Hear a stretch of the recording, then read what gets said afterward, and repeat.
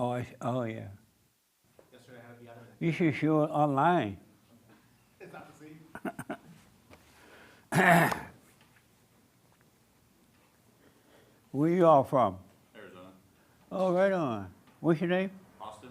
And what's your name? Victoria? Welcome. That's Nolan. Nolan? Yeah. Right on, Nolan. How are you? He can hear me, huh? He responded to He doesn't talk yet. but he responded when I said Nolan. Maybe if you do this. He looked back. Nolan. Oh, now he has it. So if he was never traumatized, he would always have this nature, and he would naturally learn everything. Yeah. And he would never have to go through what we all have gone through. Absolutely. Isn't that amazing? Yeah. But they're going to start teaching him, say hi, say bye, let the kids play with your toys. Tell him not to do that. Yeah, you got to protect him. Yeah. Because we all used to be innocent. He's just looking now, seeing everything. Yeah. Isn't that amazing? Playing with sticks and rocks. Yeah. But they're going to, well, if y'all don't protect him, that will be destroyed.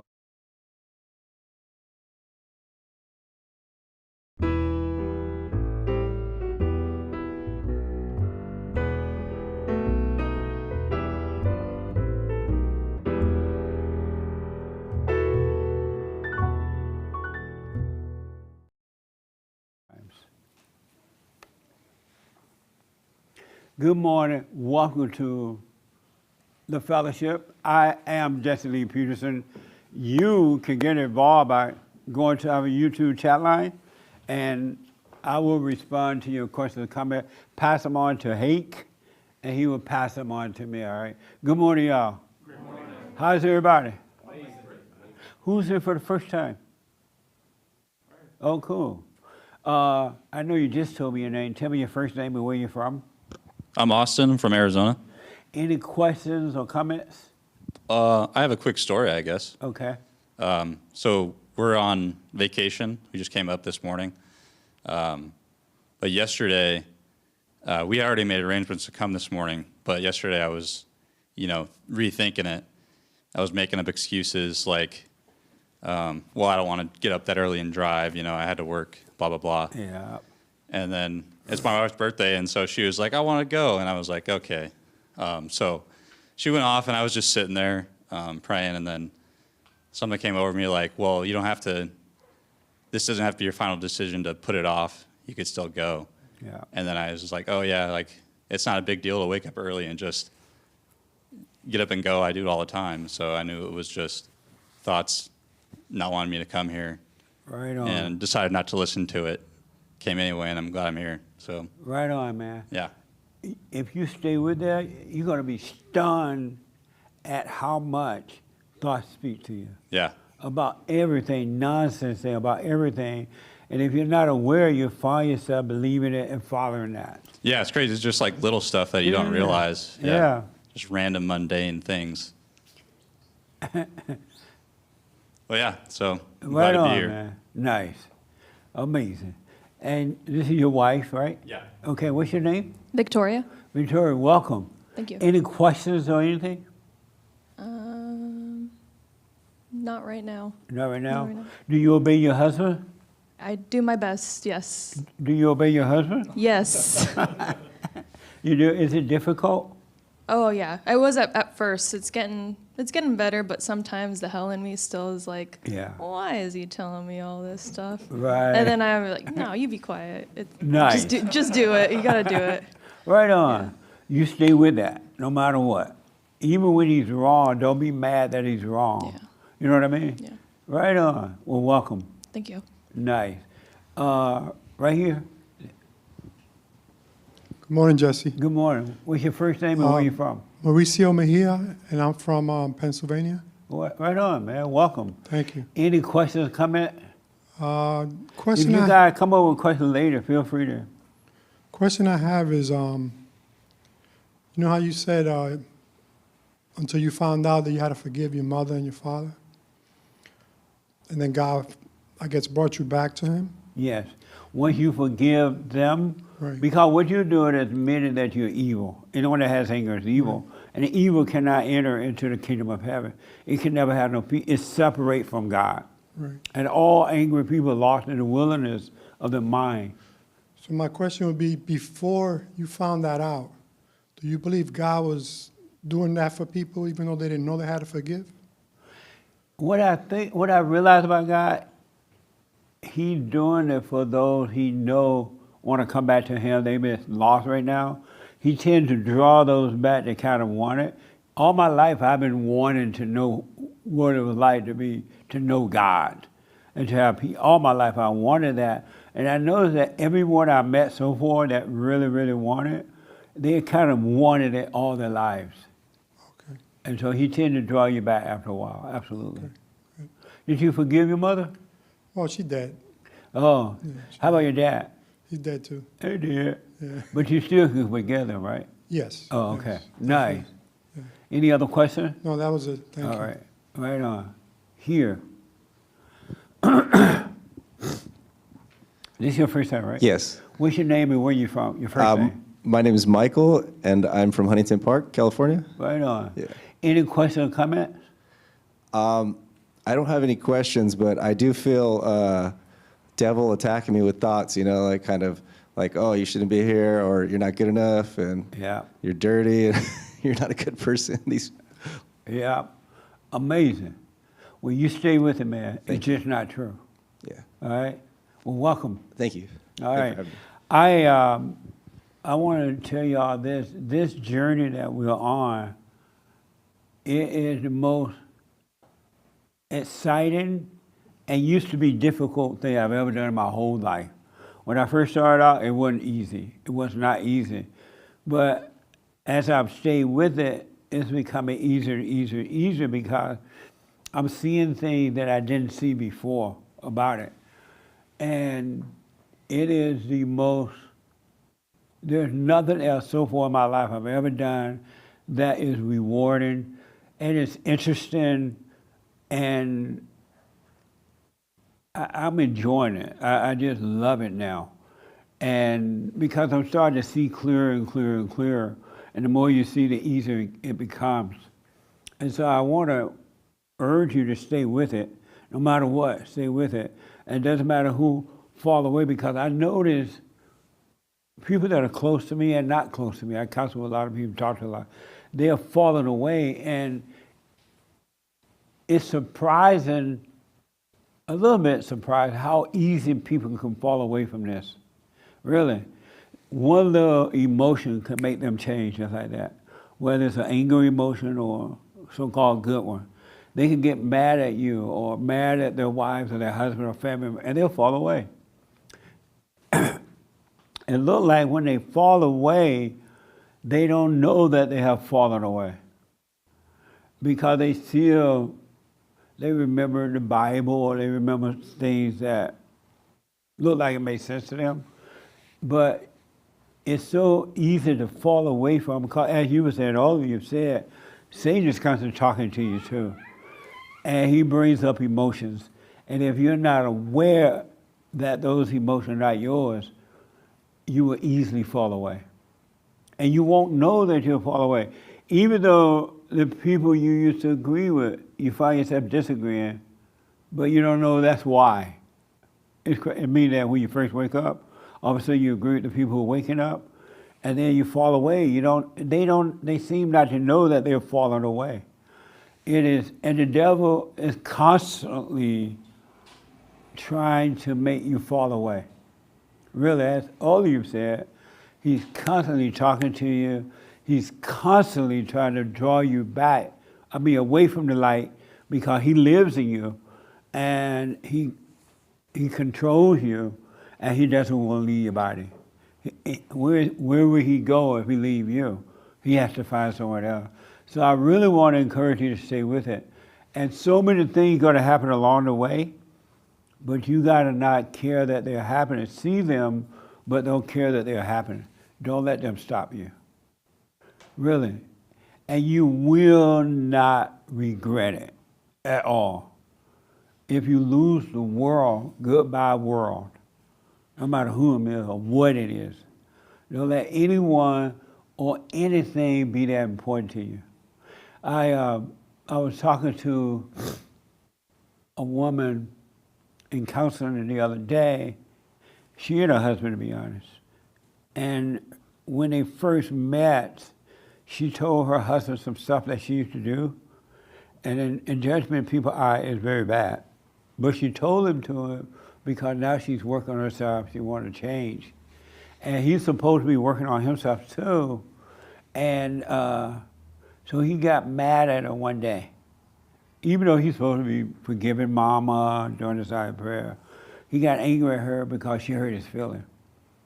And he went and told her family, some of his friends, and other people about her past, what she had done. And she was stunned that he had done that. And then they started calling her up about it. And then they started telling other people in their family about it. And she almost wanted to destroy herself now. Because, first of all, she trusted this man.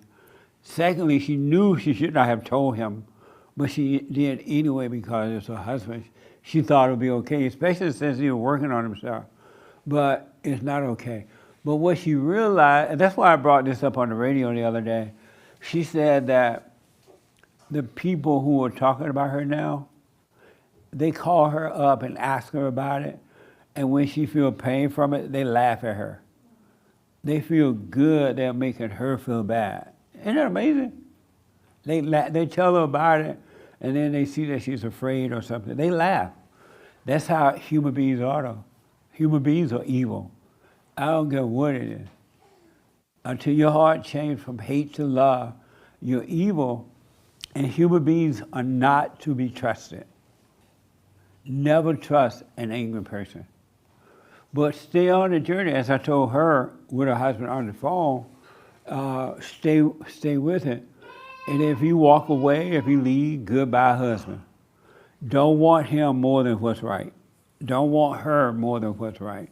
Don't want daddy, mama, friends, or anybody more than what's right.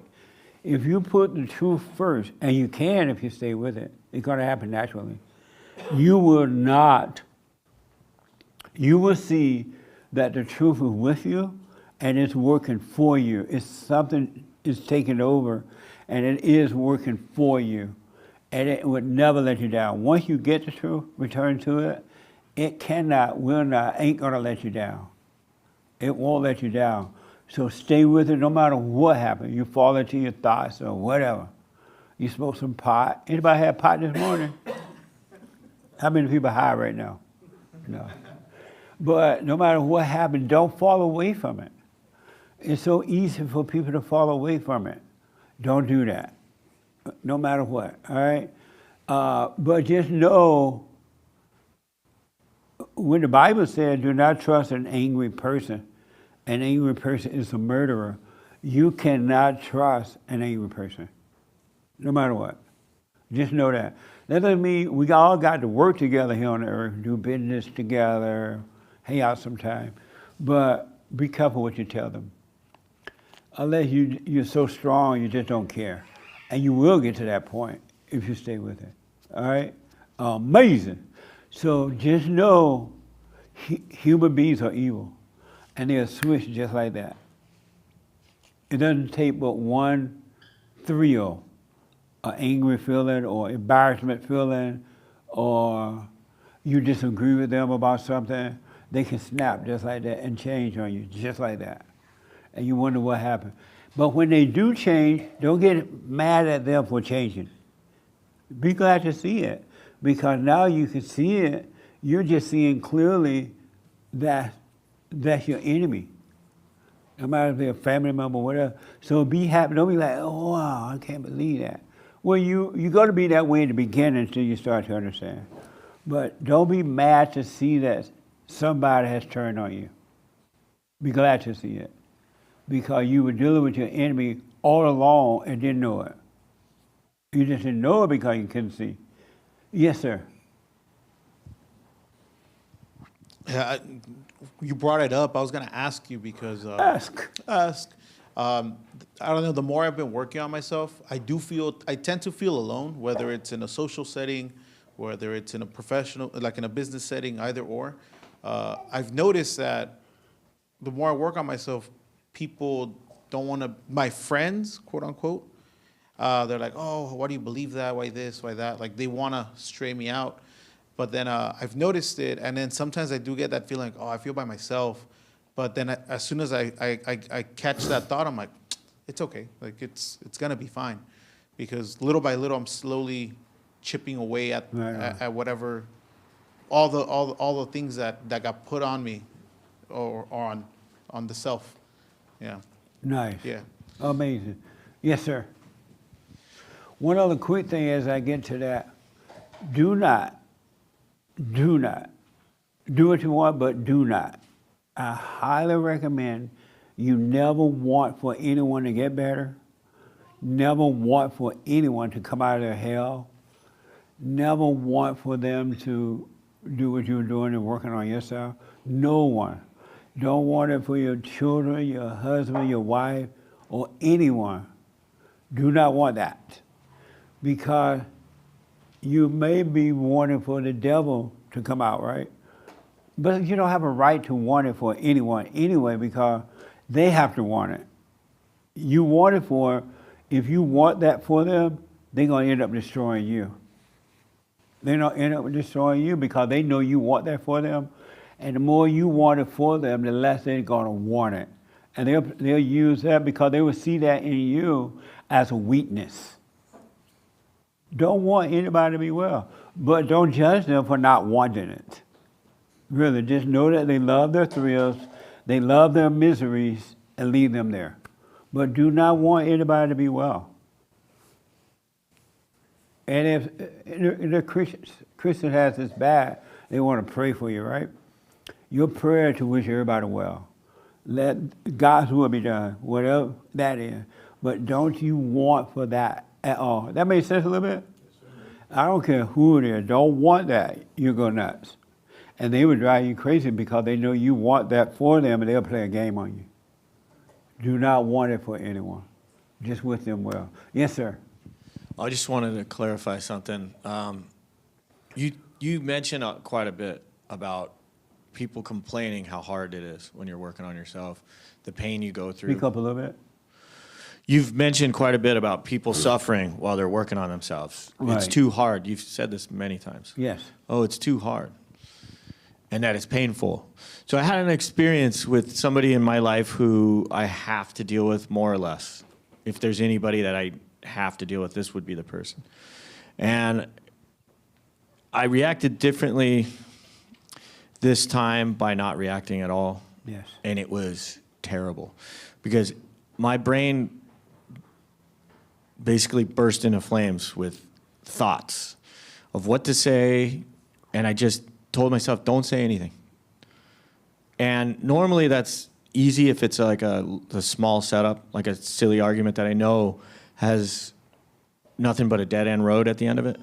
But this one had to do with some things that I couldn't just necessarily let go. Right. But I did anyways, and it was very painful to just sit there. I know for some people this might seem silly almost, but I started to wonder about it, and it got too intellectualized. Yeah. So I just wanted to clarify, is that part of what you've been talking about? That is absolutely perfect. You should do that at all times. You should.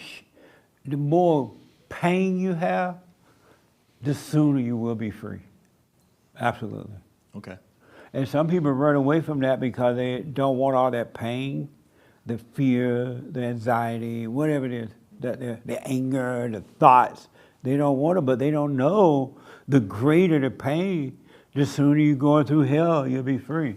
And so, perfect, man. That was perfect. You have to live with that. Even when you think of past things that you've done or something happened, right?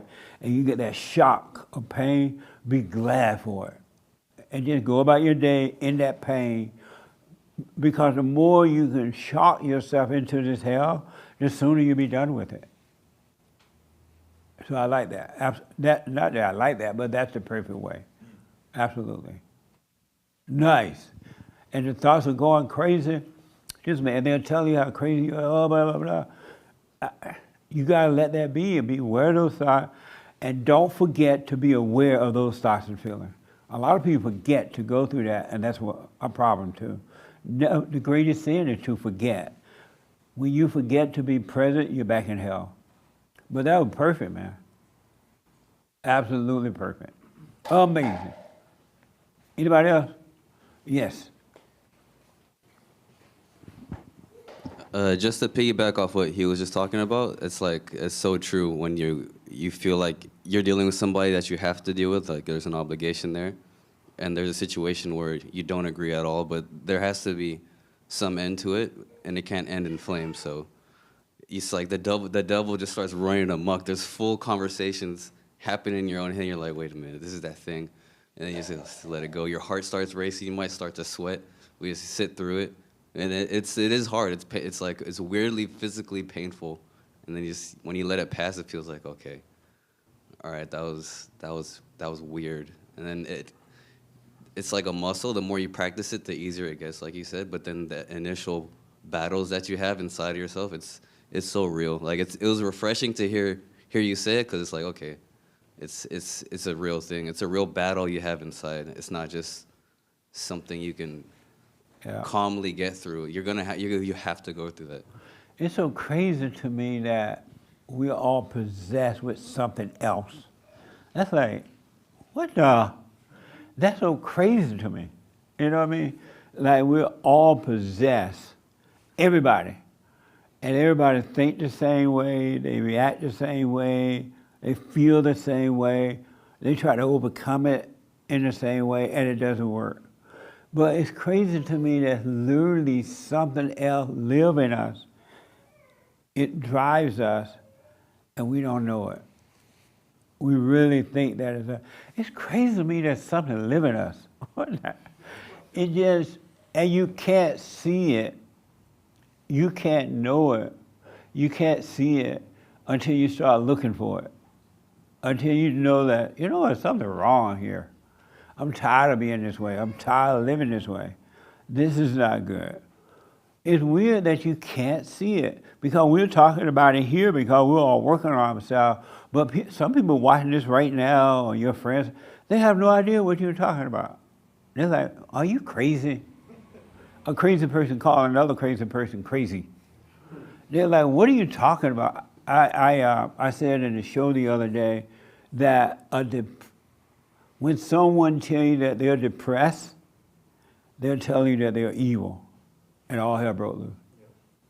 They would call me stupid, and the experts came out. No, if someone's depressed, it's because of the food, or it's because of this, or how can it be because of food? How can food make you depressed, unless this doesn't taste good, and you get mad about it? But think about it, how food or water or anything else is going to make you depressed. It has to be something else. But the expert was saying, oh, because you didn't get any rest. And I was like, wow, I understood though. But they were coming out with all kinds of stuff. You can't be depressed unless you're angry. And you can't be angry unless you're evil. And if you're evil, a different spirit, you're controlled by an evil spirit where there's no love, no life, no nothing in that. How can that be how can that be due to food or anything like that? Or lack of rest and all that kind of stuff. You eat a lot of food or all kind of crazy food because you're depressed.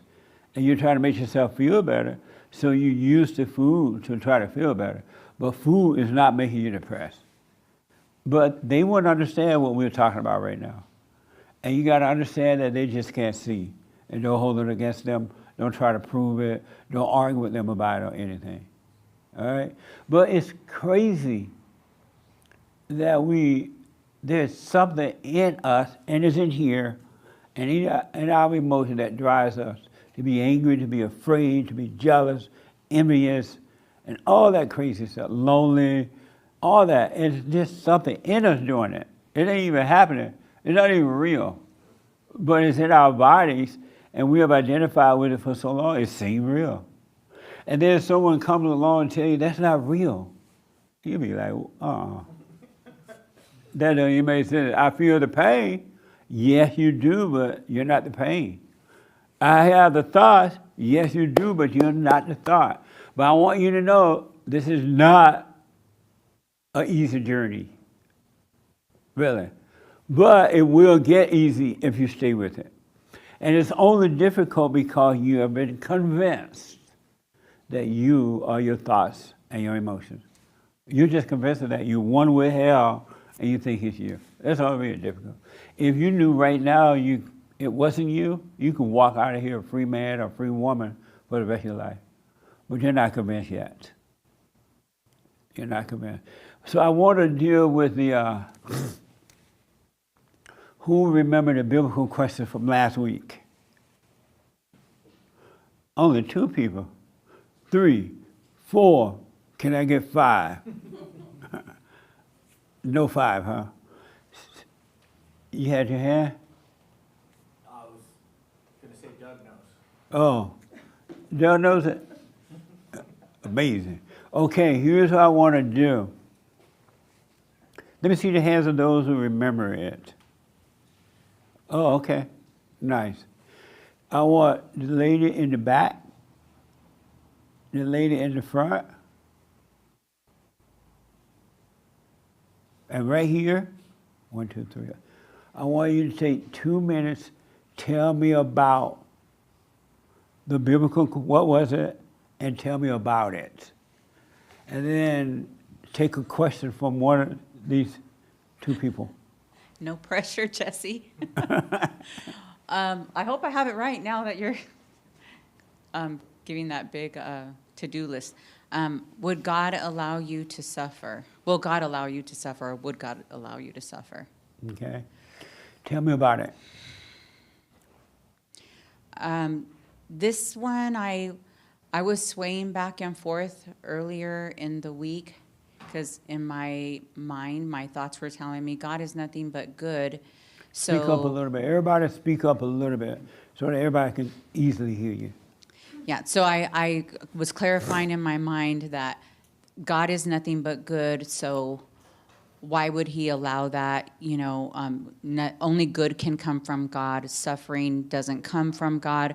But then I kind of, later on in the week, I was struggling still with trying to like come to the realization of what is suffering, because I feel like we've built up this whole idea of what suffering is, and I don't know that I still quite understand what that is. The only thing that I could kind of relate it to is being in my hell. And and even that is a false suffering, I feel. Like it's not true. These things may have happened, they're happening, but they're not necessarily happening to my true, like the true me, the real me is happening to my ego. So I mean, it's a little bit hard for me to have a clear conclusion, but I don't feel that suffering is associated with God. But if we are in a moment where we feel like we're suffering, I don't think he's going to try to stop it. Therefore, I feel like he's just going to let you, you know, burn, struggle, whatever, because he wants you to overcome. So I do think that God is he's just gonna take a seat and drink his cafe mocha and watch us go through what we need to go through. And hopefully our eyes will become open in that situation. So I don't believe that I don't think there's anything wrong that he's allowing that to happen. He's doing it because he loves us. He's not gonna try to intervene in the situation. So I guess the not us will feel like we're suffering. The fake me is feeling like I'm suffering, but I don't think that God, I don't know that it's like the same suffering that God, that I don't even know that suffering comes up in with God. I don't know. I can't say that I fully have that understanding, but I think, yeah, he's going to sit back and watch it happen. Because it's probably what we need, but it's not even happening it's not happening like to our soul. It's happening to our ego. So I guess, yes, I will say he will allow it. He will allow it. He will allow it. Okay. Sorry, that probably sounded confusing. But, okay, and is that 2 minutes, and can I get a question? Ask them and they have a question. Oh, does anybody have a No, question? these two. Oh, these two. Only Okay. these two. Do you think it's you that God's watching suffering?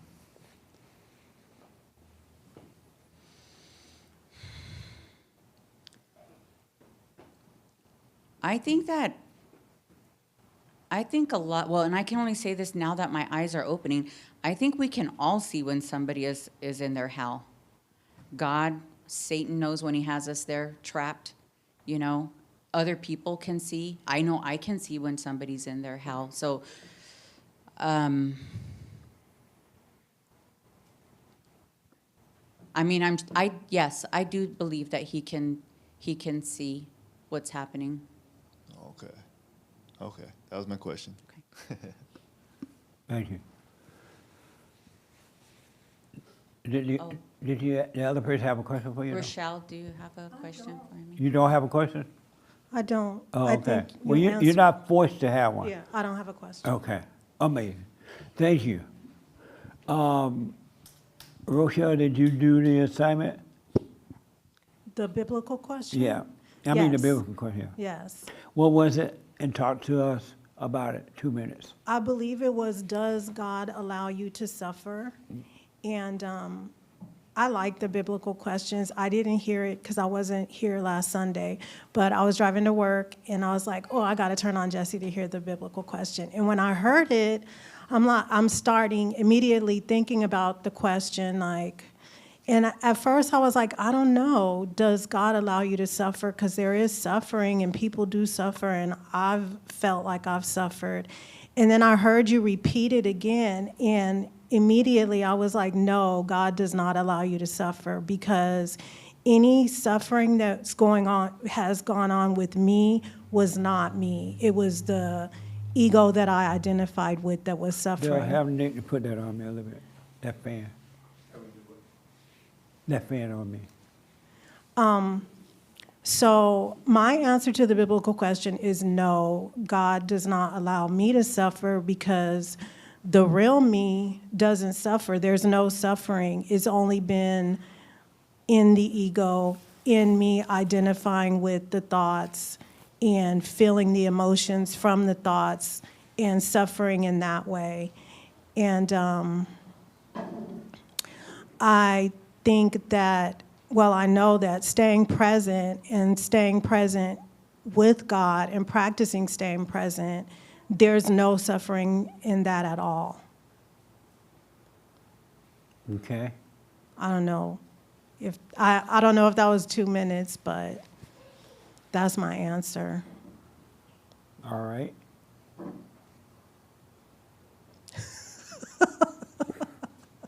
Did they have any questions? Did you ask them? Do you have a question, Dolores? Do you have a question? No. Okay, nice. Right here. So the biblical question was, does God allow you to suffer? Yeah, speak up a little bit. And I believe the answer is no. And the reason why is because one thing I realize is when I'm suffering and going through my hell, like all the horrible things that it tells me, I'm essentially the devil. Like I am the devil. You know what I mean? So it's that's how the devil is. Like him suffering and all that stuff is not me, but the devil that's in me. And every time in the past when I would like turn to alcohol or like talk with people or something like that, it wasn't to heal myself or, you know, help myself to get rid of the suffering, but it's the devil wanting to get rid of his suffering is how I'm seeing it.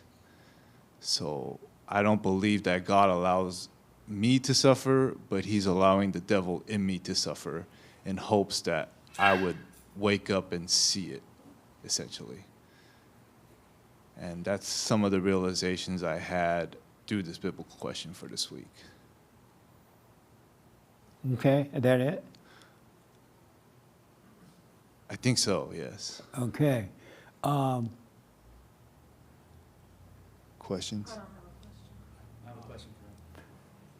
Oh, you guys want to participate in something you don't belong to? Okay, behind you.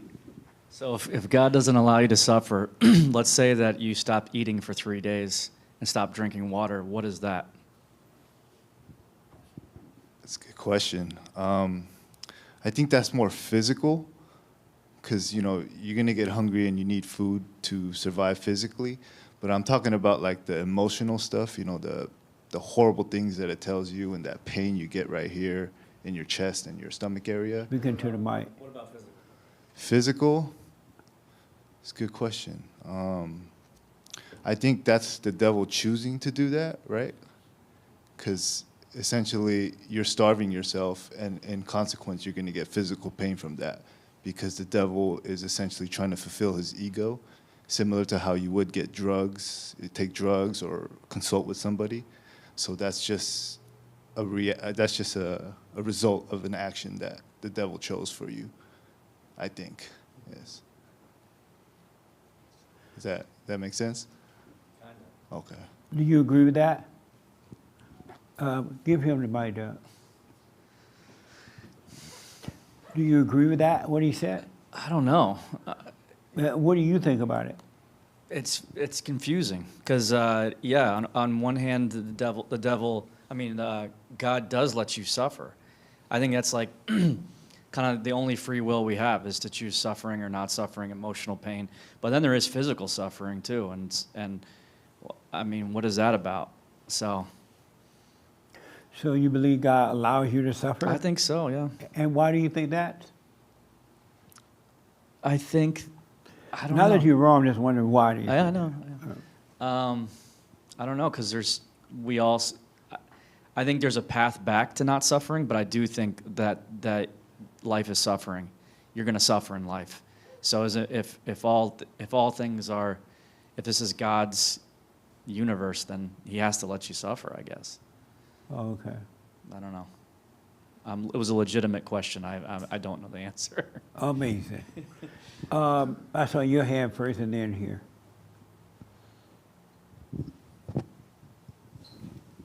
My question was kind of related. So there's the suffering. Do you think there's a difference between the suffering you create in your head and then, let's just say, cancer or extreme poverty, bad circumstances? Oh, okay. So that's, Are again, you talking to him or him? We're asking him. Oh, okay. Yeah. Okay. That's a good question. I don't know 100% no, but the things that cause us to do stuff internally eventually comes out into the open, to our physical world. So I think that's why we see so much suffering today. Because the same thing that's happening in me, it's happening in everyone, right? The same pain and all that. Right. It's just a lot of us mask it with other things, so we think it's not there because the devil's satisfied. But eventually, I think the choices that we make, or the devil makes, will cause all that suffering eventually. The reason why I chose being born into a bad circumstance or a cancer is because I don't think you can choose those necessarily. I mean, you could probably smoke 50 cigarettes a day or whatever, but when it's not that. Oh, when it's not that, I really... It's not your choice. It's clear. It's agreed. That's a tough one. I would think, I'm not 100% sure myself, but I would think it's the parents, probably. It's passed down from generation, and I really don't have an answer to that, right? You're born with cancer or something. You have no control, but I would think it's like maybe just evil being passed down, and unfortunately the kid has to have it. And if they can overcome, God could heal anything, right? So I think it has something to do with that.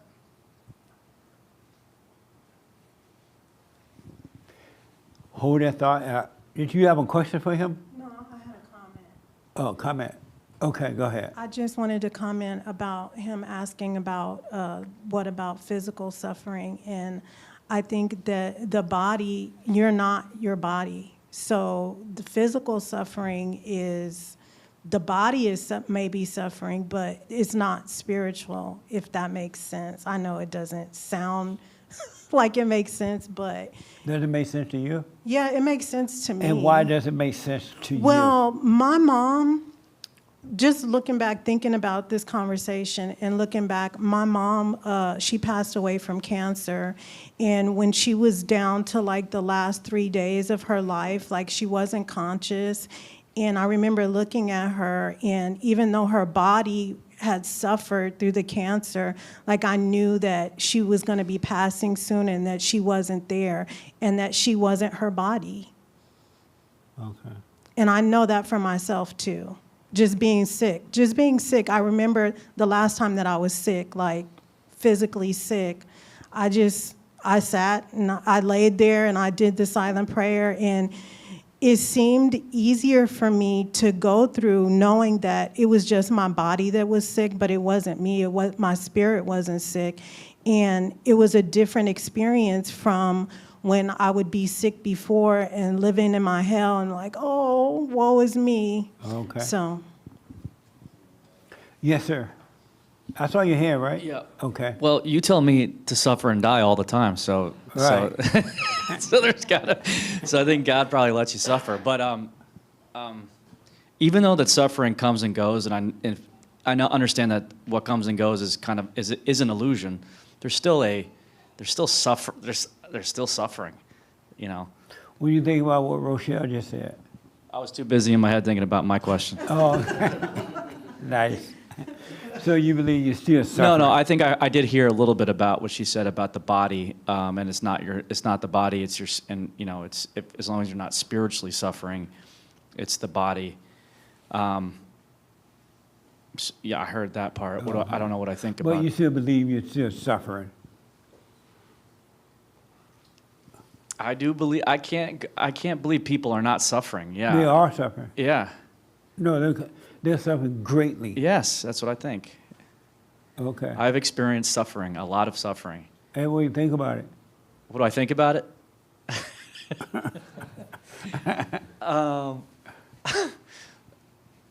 I don't know. It brought me here, I guess. You like your suffering? Clearly. Nice. Okay. No, I don't. I do want out. It's a battle. It's like a struggle to get out. So, but part of it I do like. There's no doubt about it. Otherwise, I'd be free, right? So. Okay. Amazing. All right. Did anyone else in this section do the homework? I mean, familiar with the biblical question? Okay. Right here. What was the biblical question? And the young man over here, he gotta respond to your question about it. Okay. If he has any question, go ahead. So the biblical question was, does God allow you to suffer? That's so interesting that they brought up the physical suffering. The past month or so, I've been going through physical stuff. And even though things are in motion that I'm not even interfering with, life is going on, but there's still hell in the background. And there's suffering, quote unquote, and stuff keep happening to the body. And I caught myself saying a few times, maybe God is doing this so I could overcome it. Maybe it's his doing. But just right now, I actually realize that I don't think he causes the suffering. He just watches it and lets it happen.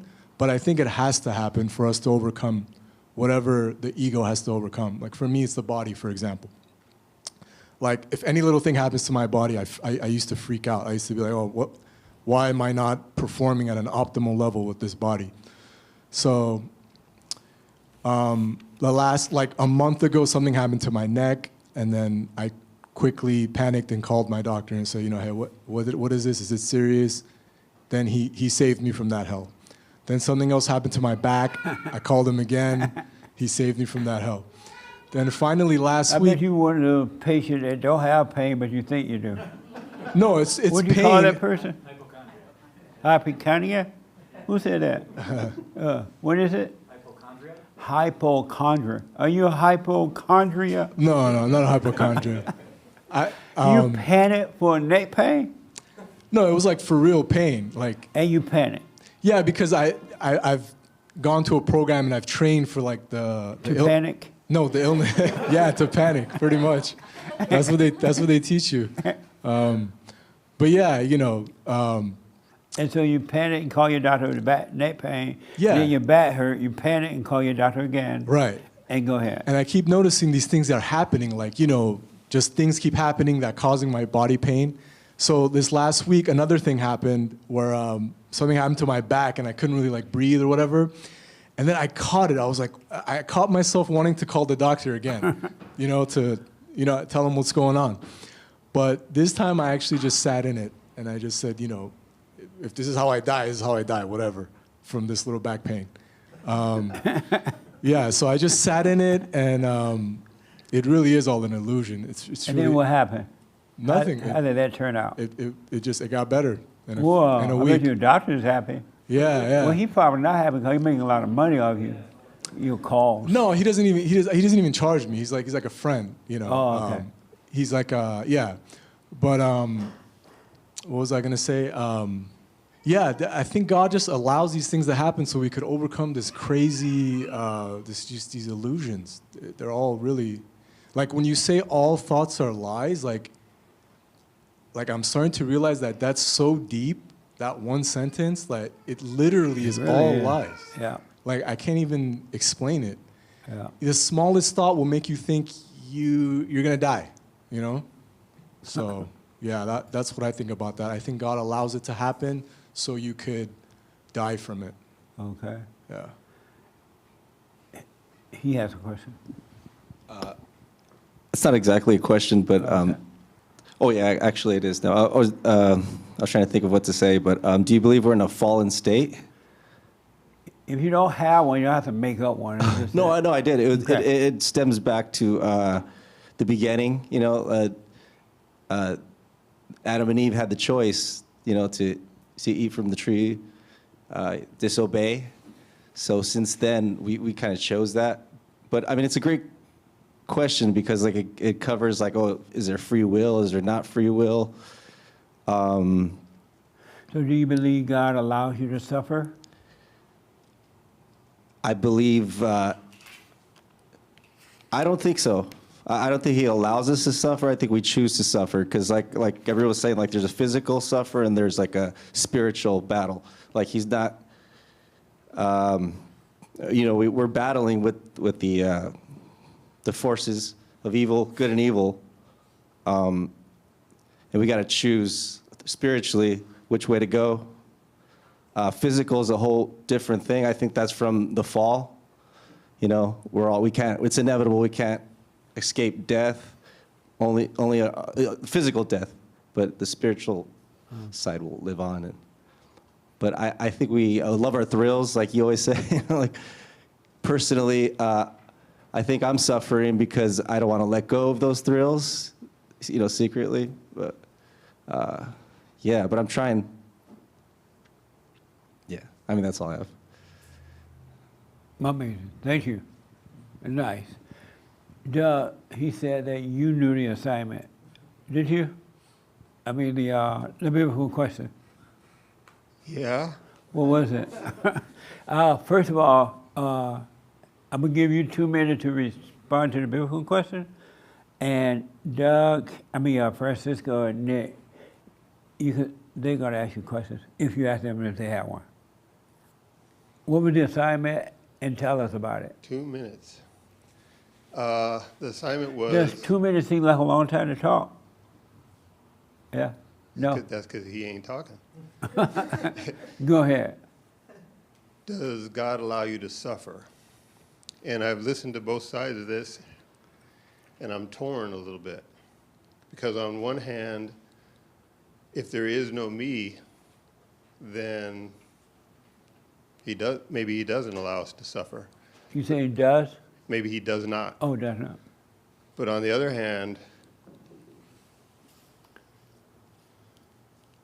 he doesn't get in the way of our suffering. So I'm not sure how to look at this. And I was just hoping somebody else would say something so I can maybe get it. So everything you've heard so far, you haven't gotten anything? I mean, my initial reaction to the question was, yes, he does allow us to suffer. But in listening to other people say, some of it's a good argument. Maybe I'm in my head a little bit and just kind of believing those thoughts. I don't know necessarily. But if there is no me to suffer, then I don't know how to look at it. I'm sorry? I'm not sure. I don't know how to answer it yet. It hasn't come to me. Does anybody have any questions? Well, you're always talking about those two. Do they have any questions for you? Have you ever thought about this? Has it ever come up in your life, you know, family? Or Speaking to the mic and a little louder.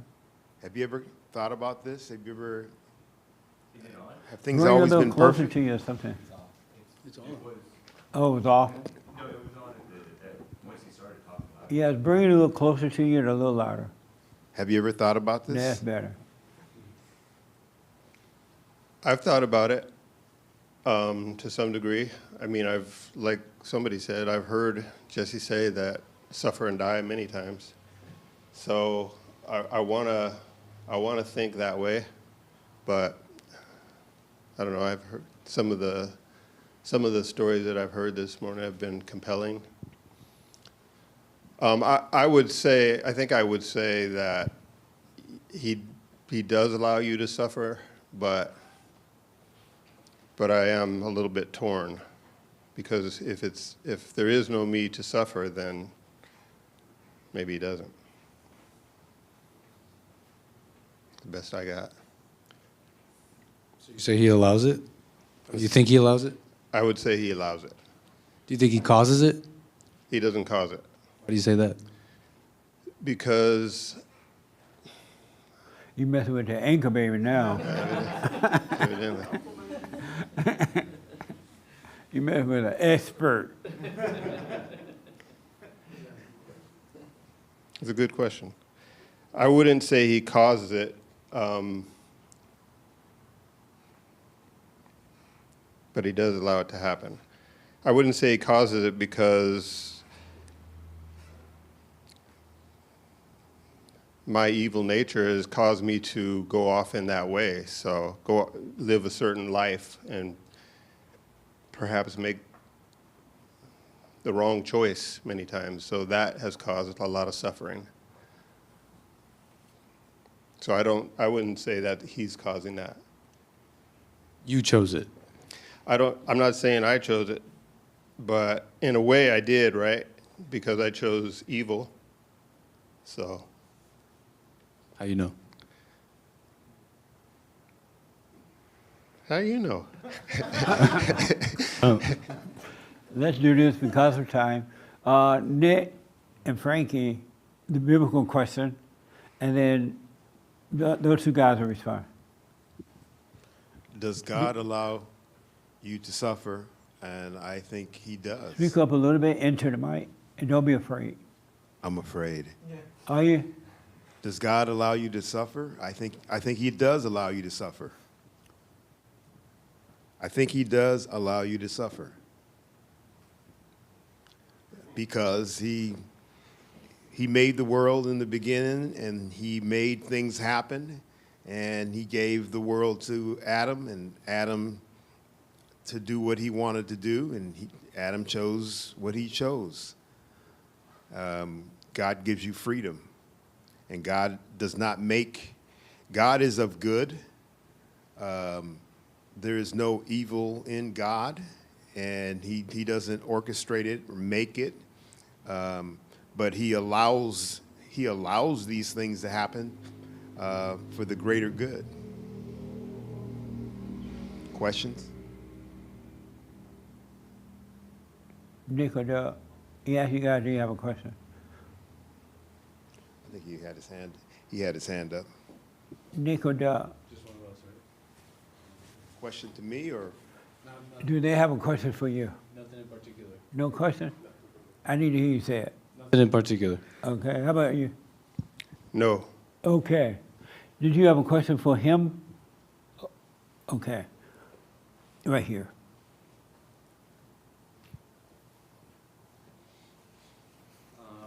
Did Jesus Christ suffer? He did.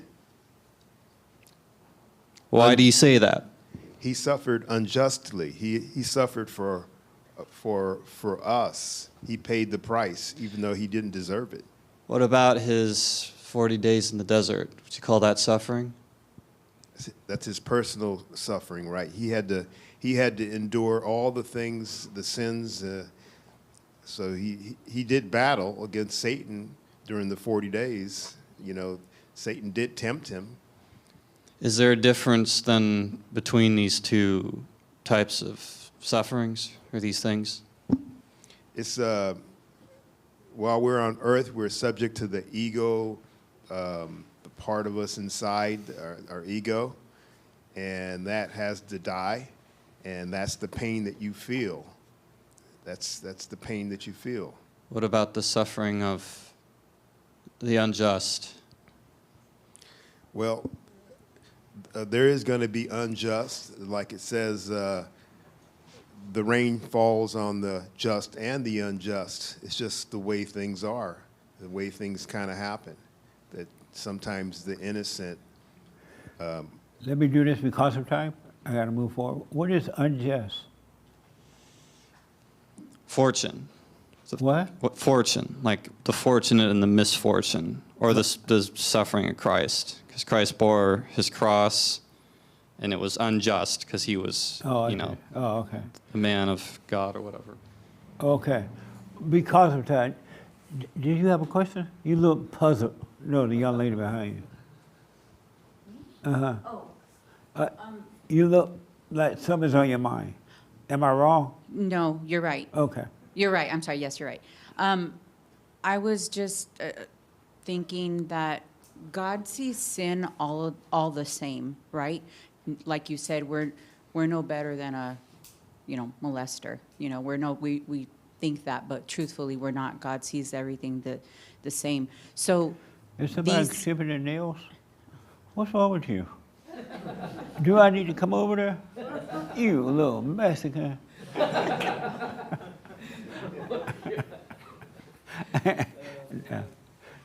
Yes. So this question about the suffering, God also, I'm thinking, all emotions are the same. They're fake. I would think that God's like, these are fake emotions. Like when you think you're successful, when you're prideful, when you're, just fake happiness, fake tears, fake suffering. So like in my head, I'm like, well, does God view that all the same? Therefore, suffering is no different than false joy, anger, these temporary emotions that come up. So it just seems like it's all a big illusion.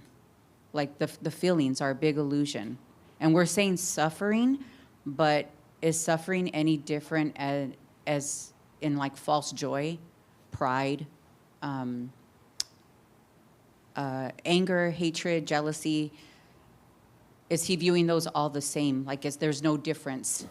We're saying we're putting a title and an identity to suffering, but is that really like, it's no different? Amazing. Thank you. Yes, Colin. If there's no suffering, then what are you doing on a daily basis? Why are you up here right now? Why don't we just all go home? Amazing. But the question was not, is there suffering? Does God allow you to suffer? Okay, fair enough.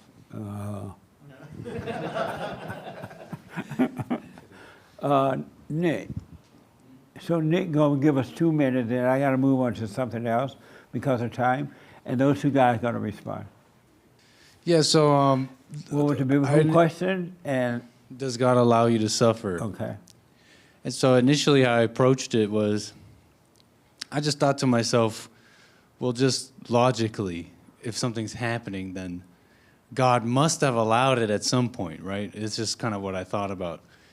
Not necessarily how and why or who created it, but does he allow it? I kind of just came up with that, right? It just seems logical, but it's funny, the week passed on and I'm thinking to myself, that's kind of arrogant on my part. Like, it's a funny question because I'm trying to think about what God is thinking. Although I appreciate the audacity of the question almost. Audacity. It would be. It would maybe be audacious The for nerve.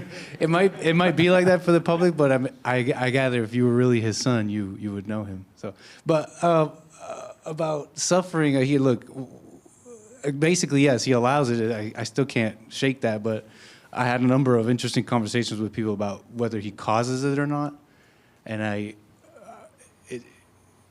does God cause suffering? I don't know. It would be weird to think of him like that to me, where he's picking people and deciding, okay, I'm going to give you suffering so you can get better and overcome, and then other people he's giving them suffering so they could just go to hell. It seems like not everybody gets better. So does he allow having fun? This is so much fun. So those are the things I thought of. But to answer your question, yes, he allows the suffering. Okay. How do you know? I don't, and that's what I realized throughout the week. Like even that was like was me an assumption maybe on what God exactly is thinking. I would say in my life, the times that I've suffered and it's happened, it's been allowed, is when I'm in my head, right? So I'll be totally in my head suffering, and the moment I realize that I'm in my head suffering, I come out of it and it's gone, right? So he does allow it. Yeah, I don't think he causes it though. I think so. I don't think he causes it either. And I realized too, as thinking about suffering, although maybe I can't say exactly what tomorrow will bring, etc. It's funny, if I sit here and really think about it, honestly, looking back, every single suffering, at least looking backwards, looking that direction, every single moment of suffering has been a thought, has been an illusion. So that's interesting. All right. Anybody else on your team has a question? No? Did you ask them that? I do not have any more questions. You've already asked your question. No questions. Okay. So, I think I saw these two hands. Did you guys have a question for Nick? I mean, that was Nick, right? Did you have a question? Not for Nick. I was just. Okay, go ahead. I asked this when I walked in here, what the biblical question was, because it wasn't here. But I forgot your name. I'm sorry. Michael brought up Job. So to me, the answer is absolutely yes. If you know that story, he allowed Satan to create. So Satan creates suffering. God allows him to do it. There's a reason behind it. In the story of Job, it's obvious. All the other ones, I wouldn't be so arrogant to presume. Okay. Amazing. A friend of mine told me that he was listening to the Jewish Bible or something like that, and the Jews don't believe Job existed. Job existed. Did you know that? I had no idea. Me either. I never heard that before. I think they made that up. They're not here to defend themselves, so I won't say that. So let me do this because of time. I want to deal with that question one more time, and then I want to deal with the assignment. Everybody did I'm sure everyone did the assignment. Derek, my producer, who is a Bible thumper, a Nazi, and a flat earther. It doesn't get any worse than that, right? Either worse than that or better than that. And then here and hate. We'll start with Derek first. What was the biblical question, and tell us about it? Does God allow you to suffer? Okay. I believe he does. You mentioned Job. And, well, first off, I just understand that we all as humans are sinful creatures at nature. And when I look at the story of Job, a lot of times people believe they're good, kind of like in Job's situation. Though he thought he didn't sin, we go blind to a lot of things. And I think with that story, it really revealed how truly evil we are. Even when you think you're not doing anything, you're still evil. So I believe God does allow us to suffer so that we can reflect upon ourselves and truly see how evil we are. And you draw closer to God when you do suffer. You pray harder when you suffer. And you become stronger. It's just like when you get sick and you have to take a shot. You become stronger after you receive the shot, and your body adapts.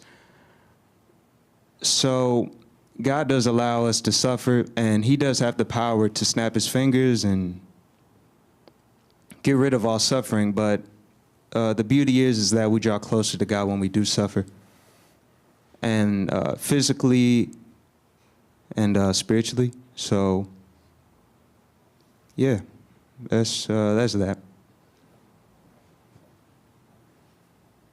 And yeah, I think that's that.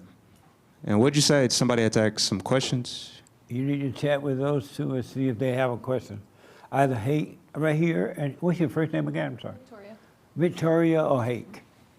Victoria Hake. Oh, okay. This is Victoria. Oh, okay. You can ask her if she has a question. Oh, do you have a question? Is suffering always bad? Well, no. Though it may feel bad, I still stand on it draws you closer to God.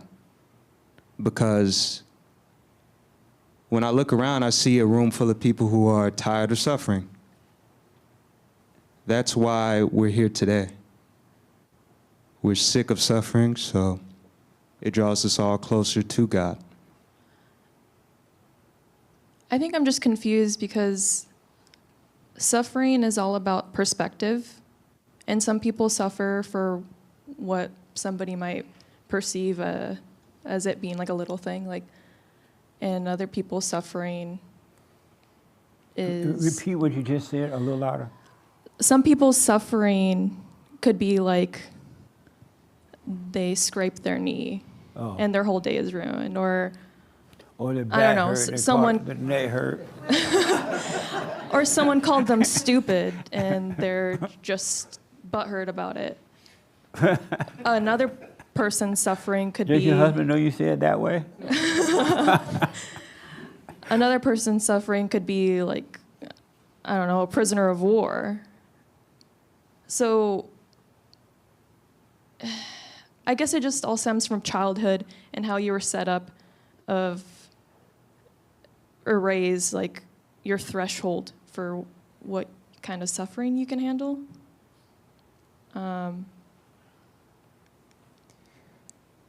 Yeah, I'm just confused about everybody's suffering is different. I do think that God allows us to suffer, but who's to say that suffering is not the same as like eating, going to the bathroom? Like it's just something else that we need to do to go about our lives. Okay. And the way that you were raised is how you actually deal with it. Does that make sense? Well, I think you're saying, as far as like doing tasks here on earth, they may be tiring. Is that kind of what you mean? Like having to wake up and work and yeah, you might get exhausted like that. Yeah, No. I guess you could see that as suffering. Is that kind of what you're saying? Like 'Cause- suffering is just another thing that you have to go through. Yeah, like go to work, brush your teeth, like it's just, and it is an illusion of like it having a negative impact on your life.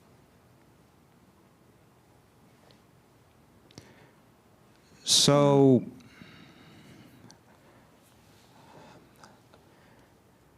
I'm not, are you getting at that just daily task well, all right, so subjectively, yeah, suffering can be subjective because people fall in love with their suffering, right? They fall in love with their sin and they identify with it, and if you try to take it away from them, then they explode on you because they're in love with it. But after you suffer for so long, or, they call it love. They fall in love with their suffering. They love their suffering for so long. There'll come a day where they realize, they'll get tired of it. And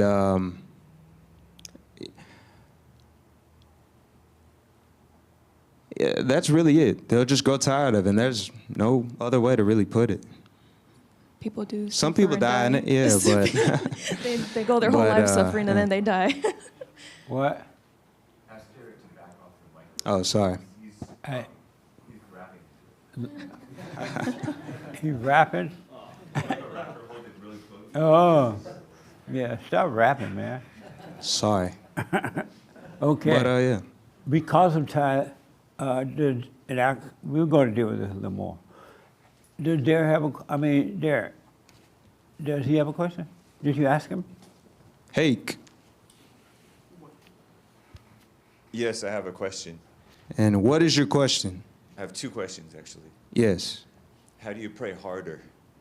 That's a good one. Well, when you come home from work, and you just turn on the TV, and you just kind of relax until it's time to go to bed. Instead of doing that, you go into your prayer closet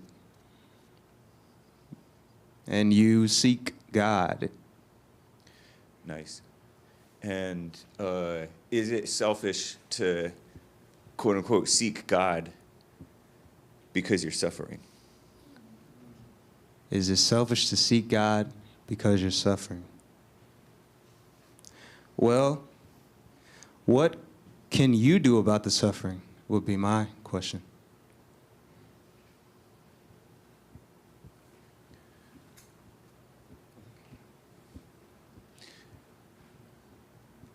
I think the only thing I can do with my suffering is to seek God, but is it selfish to do that?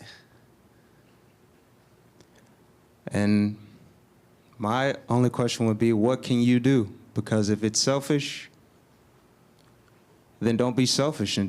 But the question is it because of time, is it selfish? I'd say no. It's not selfish.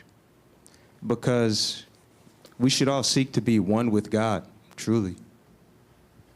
Okay, I got to end that because of time. Nick, did you have I saw your hand. I did. I have one for Derek. Could Quick I, question. real quick? Yeah. You said that God could snap his fingers and make everybody better, and you don't have to go through all this. Why did God do it that way?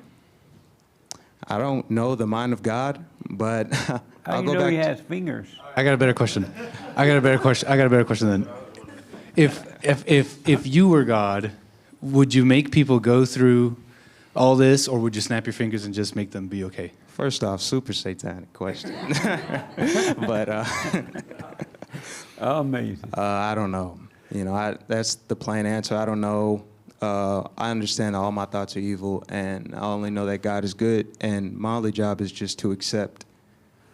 And whenever I try to come up with some convoluted explanation to explain things, it just ends up being super satanic at the end of the day. So, Okay, let's do this because of time.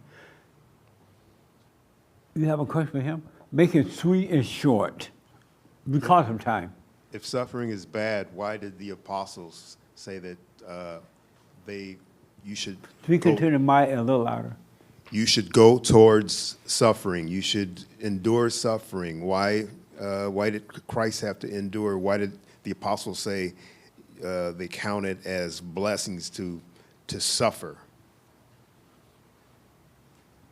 Why did the apostles say to seek suffering, basically? Well, when you don't confront it, what do? You do something to comfort yourself. You drink. Some people drink, some people do drugs. Make a long story short. But, to make a long story short, it's better to just face the suffering. And God will provide a way out. And it just goes back to what I was saying earlier. You seek God. Okay, let's do this. These two last with this. The biblical question. Does God allow you to suffer? Yes. And tell us why. Why you say yes. Because, yeah, it's just another thing that you were taught to do. And it's not, I don't think it really has to be a bad thing, the suffering. I think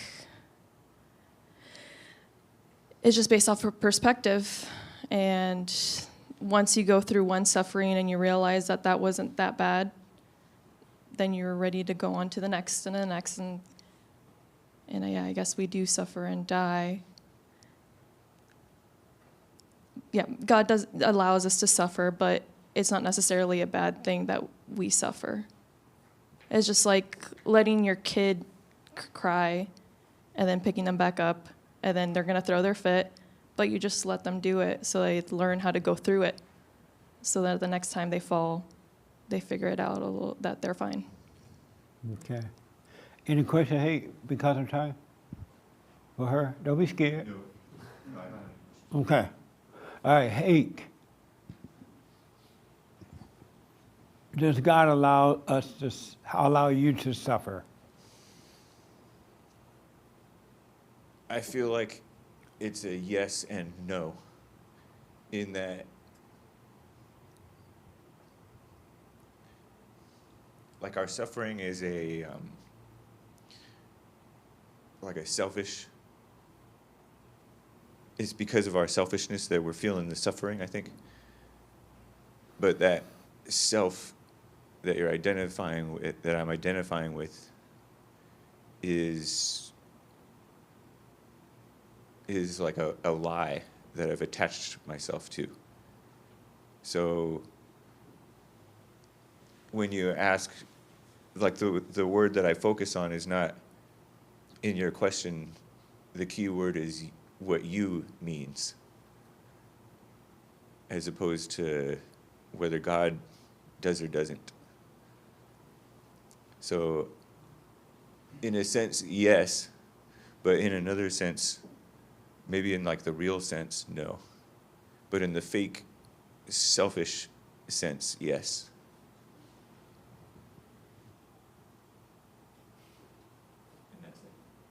And that's it. Okay. You know what? I had wanted to get to something else, but because this is so good, and there's so many other people want to respond, I think I'm just going to deal with this. This young man in the back want to respond, does God allow you to suffer? This young man and this young lady want to respond to it. I think that's all it has. Yeah, okay. Does God allow you to suffer? Yes, God allows you to suffer, and I think it makes you better. I'm sorry? It makes a person better to suffer. In what way? Someone does me wrong, next time is going to make me not get upset as much because I'm used to it. So I think going through a trial, it's going to make you better, whatever that trial is. Okay. Amazing. Right here. Right here. I think he neither does nor doesn't allow you to suffer. God doesn't allow or not allow us to suffer. Meaning what? It's our choice. Adam took the first sin, and then Christ came so we can be returned to the Father. So if we don't choose Christ, we're deliberately choosing to suffer. So God just neither allows or doesn't allow it. He said, here's my son, take it or leave it. And then it's on us to accept or reject Christ. Okay. So you think he does? I don't think he does or he doesn't. Oh, I you think say he does or he doesn't. just lets life happen, and then we choose. You choose to suffer. Right. Oh, okay. Amazing. Yes, ma'am. Does God allow you to suffer? Physically, I would say yes. Spiritually, I would say no. And that's my answer. I'm sorry? So physically, yes, but spiritually, no. Oh, okay. Amazing. Did I see your hand? Yeah. Yes, sir. Initially, I was thinking yes, but now I'm thinking no, because a lot of things in life like are not allowed, but it's done anyway. So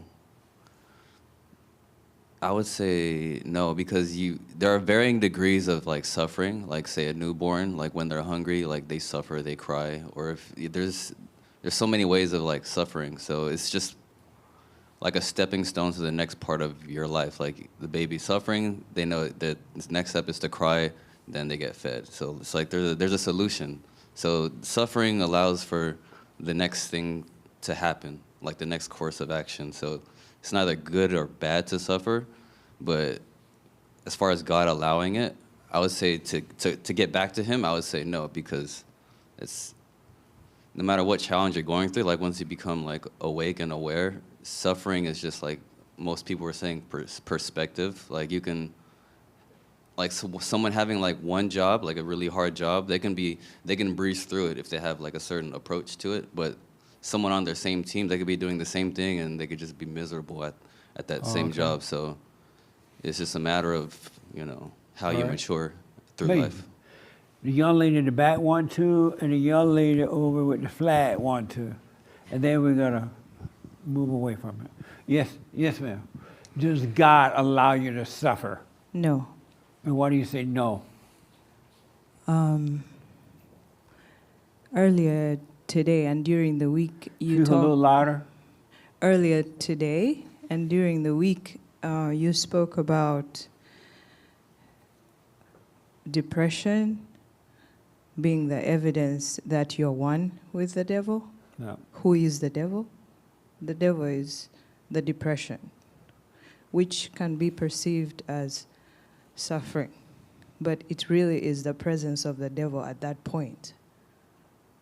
So, Okay. and to realize that and to see that that's the devil, it's not depression. I think what is perceived as suffering really is just the evidence that the devil is possessing the individual at that time. And it's the blindness or the being asleep that I think we face, being unaware of the devil's possession of oneself. I don't know if that makes sense, but it's really not suffering. It's the evidence that the devil is in possession of that body or... Okay. Yeah. Amazing. So, The young lady with the flag. And what's your husband's first name? Austin. Tell Austin to come here. He left? He's outside. Oh, with the baby outside? Oh, okay. Yes, but does God allow you to suffer? No. And why do you say no? Don't bother me, that's fine. The New Testament. So Christ, Jesus, his son, put an end to suffering and to death. So eternal life.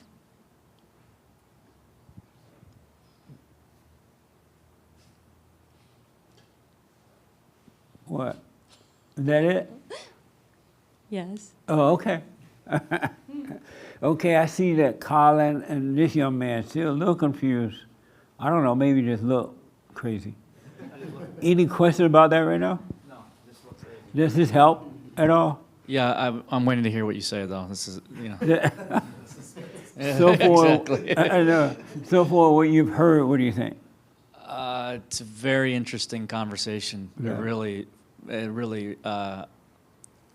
really makes you look inside and Right on. And yeah, because on one hand, I know that there is no self to suffer, and on the other hand, something is witnessing suffering. So I don't know. It's really interesting.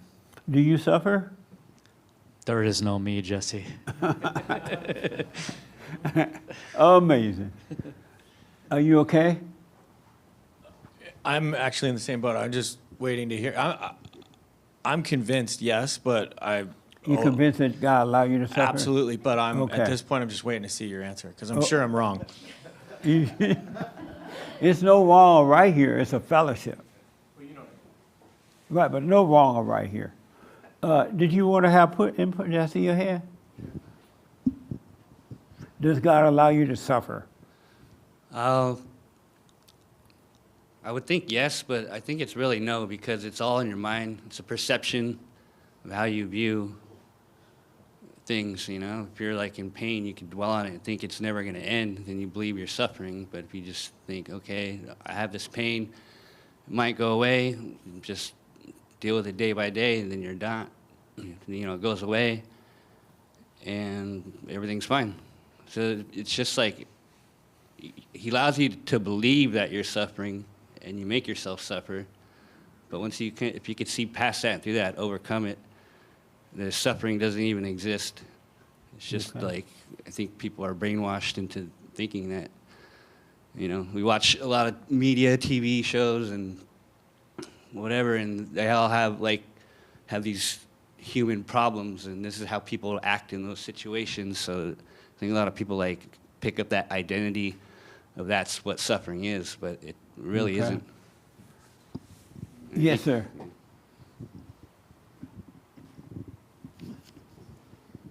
The biblical question? Yeah. So before Does God allow you to suffer?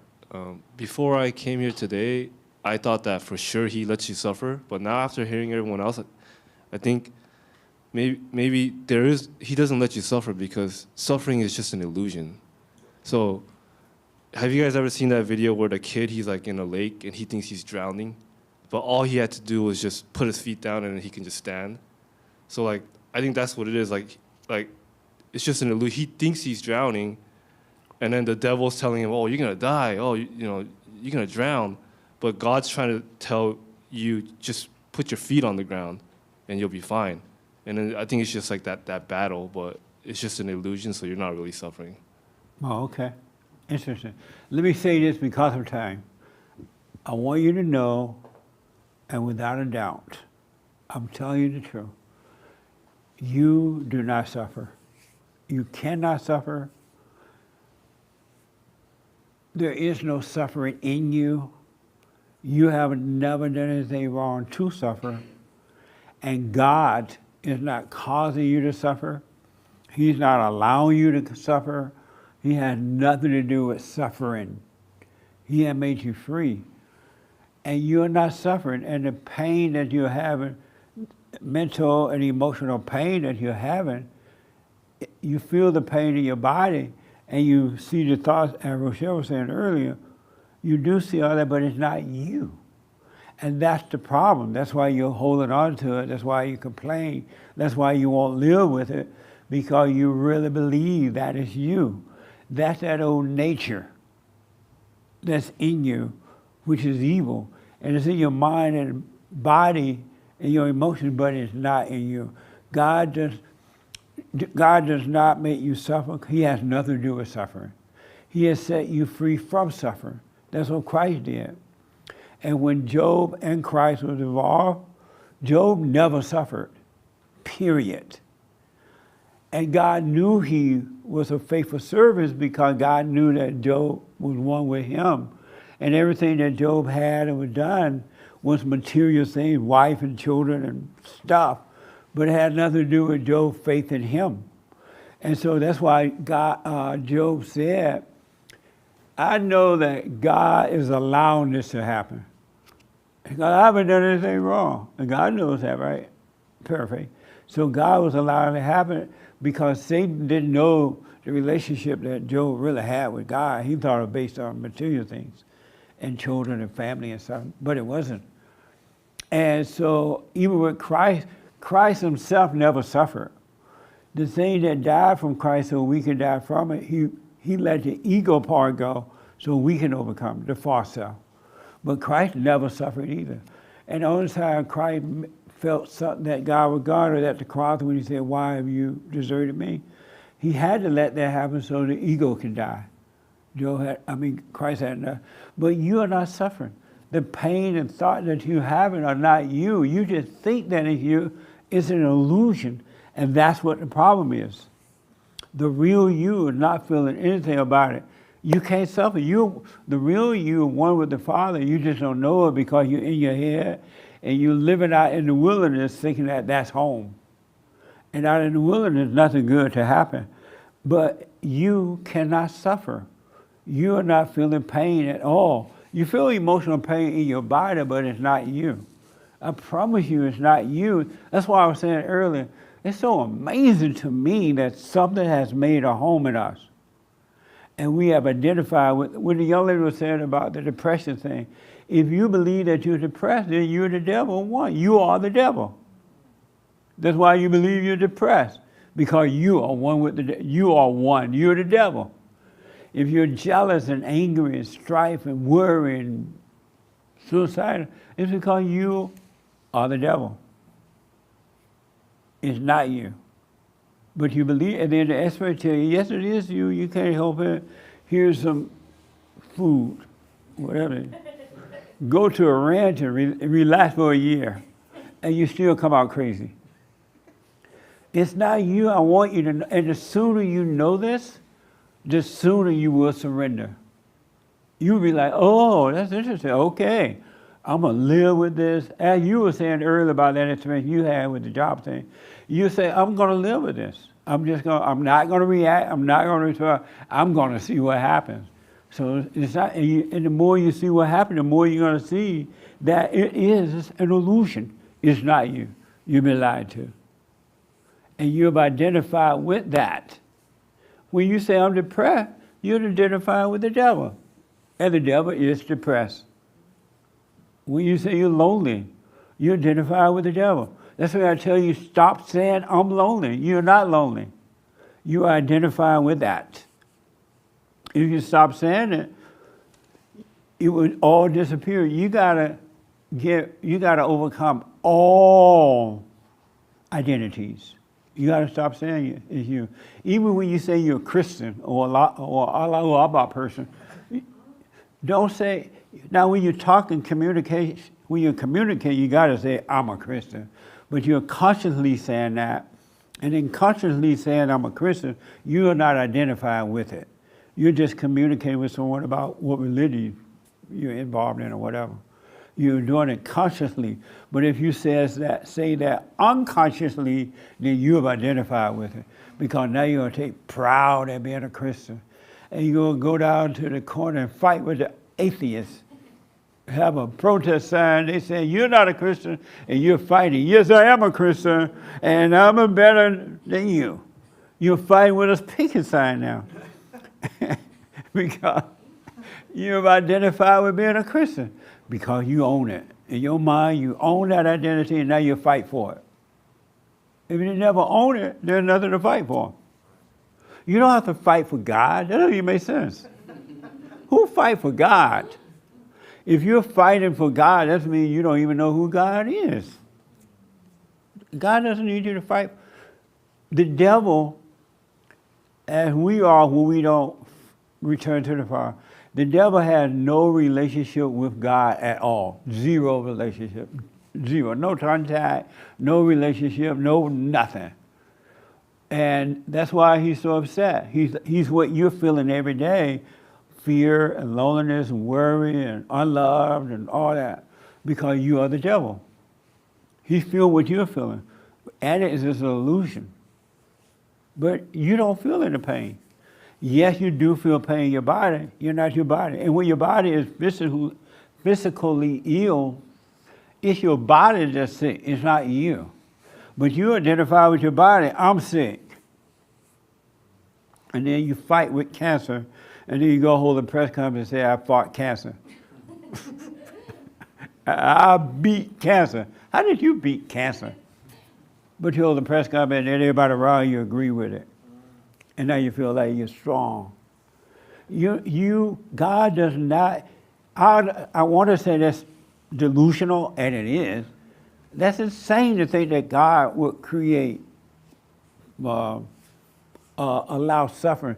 Why would he send his son to set you free from suffering and then allow suffering? You're free from all that. You just don't know it because you've identified with thoughts and pain. And you think and everybody push emotions. You are your emotion. You are depressed. You are suicidal. You are lonely. You're this. And you believe it. And that's why you won't let it go. You can be free right now if you see clearly, I'm none of those things. You really could be free. And you would, in your business, you'd be able to see what's going on because God made it possible. But you won't have to argue with that person. You won't have to be mad. You still tell them the right thing about it, but you won't be mad at them because they don't see it. You will understand they can't see. You know what I mean? And if you need to fire them, you'll fire them. No big deal. No sweat. But you're not suffering. Yes, sir. So Jesse, if I stop listening to him, right, he's going to get tired of trying to talk to me. He's going to leave me alone. That's what Speak up a little bit louder. Yeah, that the more I stop listening to him, the more he's going to stop bothering me. Is that what you're saying? You're going to be aware of him. You're going to hear him, but you're not going to identify with him. You're not going to argue with him. You're not going to call it you. You would just be aware of it, and then he would have to depart from you because he's not getting a reaction from it. You're not calling it you. He only stays in you, live in you because you say it's you. He said, I feel so lonely. Well, this is right. And then, and you agree with that. That's the only way he stayed. But if you listen to that, you hear that thought, be aware of it, and do nothing about it, it'll fade away. It will go away. Got it. He's going to leave me alone then. I'm sorry? He's going to leave me alone because I'm going to stop listening to him. Absolutely. Yeah. And eventually, you will have a clear mind with no thoughts.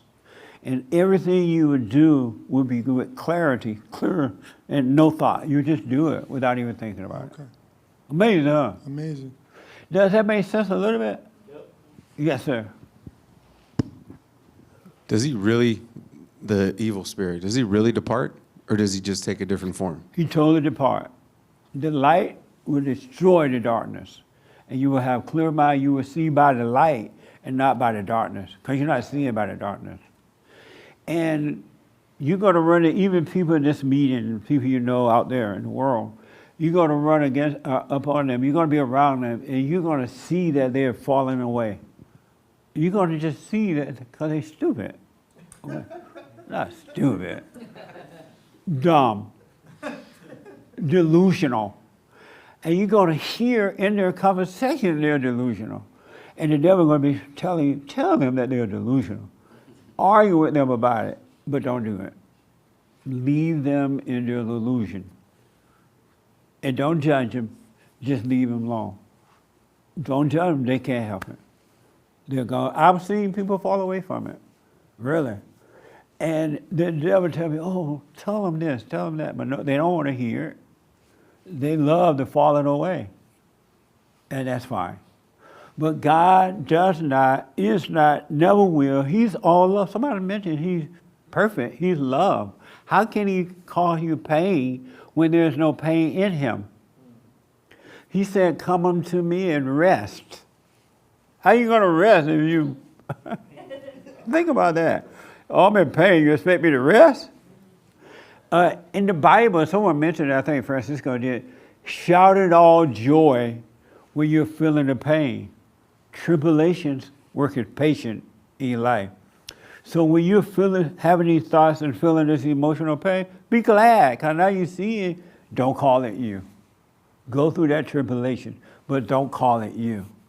And it will die. I promise you it'll die. That's why I'm like so blown away that it's not me. And all these years I've been thinking, until I started working on myself and started falling away, I always thought it was me. I'm like, I didn't know that. No. And the devil said, well, I wish I knew it before. But that's the devil telling me that. I'm grateful for now. Forget about before. But it's not you. And if you think it's you, it's only because you're one with the devil. And don't compare spiritual pain, psychological, spiritual pain with physical pain. Not the same at all. Two different things. And you are not your body. So even when you're going through physical pain, go through the physical pain, call a doctor, my neck hurt. And then in a few minutes, call the doctor, my back hurt. And then you have a car accident, call your lawyer and tell them your back hurt. You always get money for that. But, no, I'm playing, don't do that. But stop comparing the two. And healing is possible. So I saw your hand, but this young lady first, and then I come. Does that help a little bit? Yes, sir. And I want you to know that you can't make yourself believe this. Don't try. Just know if you don't see it clearly, I don't see it clearly. But don't worry. The truth is with you. Because if the truth wasn't with you, you wouldn't be here listening to this. You'd be at a football game or some party or somewhere else, watching TV. So the truth was with you, and when you first heard this, the truth allowed you to see it. So with you, just stay with it. And everything will become clearer and clearer and clearer. It will be clear. God does not, He's not allowing pain because you're not feeling any pain. How does He allow pain? Think about it. Only Satan brings psychological and emotional pain because that's who he is. He's in misery because he's separated from the light. He's the only of the darkness. That's why you feel the pain because you're of the darkness and not of the light. You don't have pain in the light. When you can see, you have no pain. Even if you're in your thoughts, you trip it out. And all of a sudden you realize, you know what, let me stop this. I'm in my head. The pain disappears. Have you noticed that? You worried about how this going to turn out, how that's going to turn out, and then you're all in your head, and you won't know until next week. But you worry through the weekend, and then Sunday night you realize, you know what, I'm in my head. Let me wait and see, and then the pain disappears because it's not happening to you. God does not allow or cause pain at all. And the moment you can see that it's not you, then there's no pain. Amazing, huh? Yes, ma'am. I didn't really have a question, but I did earlier. Oh, okay. Go ahead. Right now, you mentioned that physical pain is separate, and it reminded me of the question I had that, you know how Eve messed up women and childbirth is supposed to be very painful because of that? Right. Is it only physical, or is there emotional pain? It's emotional pain, and mental Spiritual. pain and emotional pain. Yeah. But if the woman didn't have anger, it wouldn't be as painful. Because now she has anger. She's mad about the pain thing, right? So it's just bringing all this emotion, and so it's harder to go through it. But if you just went through it without being mad about it, just relax and go through it, it wouldn't be that much problem at all. You may feel sorry, but it wouldn't be bad. Yeah. It wouldn't be that. Because by this is June 1st, right? So this is all the related about to go through it again. It's my birthday. Today's your birthday? Yeah. What? That's amazing. That's why he brought me. Oh, yeah? Yeah. Happy birthday. Thank you. We're going to do a birthday song in a minute. Okay, later. You and Gemini. Yeah. Nice. You know that? Yeah, I know that. Oh man, what the? The white women, huh? Huh? White women? White women love Gemini. No, they love the horoscopes. Oh, they do? Yeah, why do you know about that? About what? I thought you were alpha. That's why. Alpha can't know about Gemini? No, they can't know about horoscopes. That's. Well, you live in this world. You want to hear all this stuff growing up. Yeah. What do you think? That skipped over me? Yeah, I thought so. I do it for the fun of it. Okay. I don't know what it really means, but I just know it's fun. And then I love it now because every time I say I'm a Gemini, I look at the world reaction to it. You're a Christian. How you gonna say you're a Gemini? Double because they have identified with that, so you can't even have fun with Gemini. You know what I mean? But if you identify, it's just a word. It's just something to have fun with, and no big deal. Yeah. But the righteous Christian judge, self-righteous. Oh, he said you're Gemini. You can't do that. You can't even say it because he identified with it. Yeah. But my birthday is in May. That's how I know about it. You're a Gemini. And I heard it all my life. So. Yeah. Gotcha. Amazing. And your question was about what now? Pregnancy. Oh, and yeah. Hormones. Yeah. And I promise you, if you were not angry and you had to go through that, it'll just happen. The pain would be none or mild. Mm. But with the women now, when they get pregnant or the little cycle thing come, that monthly thing, Yeah. You know what I'm talking about? Yeah, yeah. Oh, I know, yeah. Automatic, they say, okay, here comes June 2nd. My thing about to happen, and automatic they get cranky and mean, and they expect everybody else to be quiet, let them be that way, because they expect to be that way. If you didn't expect it, yeah, emotional. If you didn't expect it, it'll just go by and nobody cares. Mm-hmm. But you got to announce to the whole family, and then you get grouchy, and you expect the whole family to be afraid of you. Isn't that amazing? I overcame that part, but it's just the pregnancy and the hormones, and I'll randomly be like so emotional, and Yeah. like, man. But relax in it, because it's just the thoughts about it that make it difficult to go through it. Yeah. I promise you that you'll deal with it better if you didn't get into your head about it. You'll notice it, but it wouldn't be a big deal. Just relax. Amazing. Thank you. You're welcome. Nice. Rochelle, last word. I saw your hand, right? Yeah. Yes. A couple of people answering the biblical question pointed out the fact that you say, you tell people all the time to suffer and die. And does that mean, like, actually you're wishing them well when you say suffer and die? Because, well, I'm wishing them suffer and die. And what I mean is, suffer through the ego, don't call it you, and die from it. Suffer through the ego, don't call it you, and die from it. But what I want you to know, good question too. well, I was going to say, that's what I was going to say, because if you tell people to suffer and die, that is kind of wishing them well, because if you suffer through the ego and die through it, then you really live. Yeah, absolutely. Suffer through it. Suffer through this, folks. It's not you. Don't call it you. Stop it. It's not you. And I promise you, you're going to have life. God does not cause you to suffer. God does not allow you to suffer. God doesn't, He wants you to be free right now from it. That's why He said if you stop identifying with the devil, you'll be free. Why would He tell you that if He wants you to suffer? Why do you need to suffer when Christ did all the suffering for us? We are bought and paid for. We are sons and daughters of God. We are brothers and sisters to Christ. Why would He want us to suffer? And you are your own world. You are your own universe. Whatever you want to happen in there will happen. But you got to be in charge of it. Whatever you want is what will be. All right? So just I wanted to get into the assignment for this week. Anybody do the assignment? Oh, nice. The young lady, what was the assignment? But we have to deal with it next week. What was the assignment for this week? Sit in your hell. Yeah, did you sit in your hell? Oh yeah, I simmered in it. You did. Nice. You sat in yours? What was it like?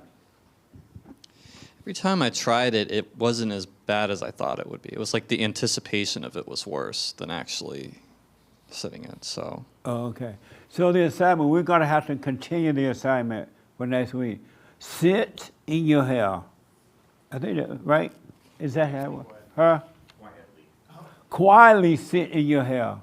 So this week, continue to sit in your hell. And don't be all looking crazy at work, and don't be trying to get sympathy and all that. Sit in your hell. Sit in it. Did you do it?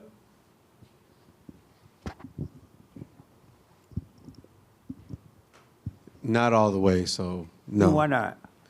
Because I would get caught up in the illusion, and then I would fall victim to my own hell. And afterwards, like you were saying earlier, like I'll go through it, then I'll realize I'm going through it, then I'll come out of it.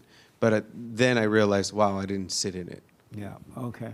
And don't judge when you working on not being in your thoughts and you find yourself in the thought and a little time, don't judge, just realize, wow, I was in the thought, and come back to it. That's all you need to do. All right? Yes, ma'am. I have a question. When you say overcome, is that the same as realizing the devil and not responding to him? Is that what it means? Yes. Realize when you see those thoughts and emotions, do nothing about it. About it. Because typically, if you don't, you'd be reacting along, right? Right. You'll be overreacting to it. Okay, so to not and react. You will not overcome when you overreact. If you continue to react. Yeah. Okay. And poor you.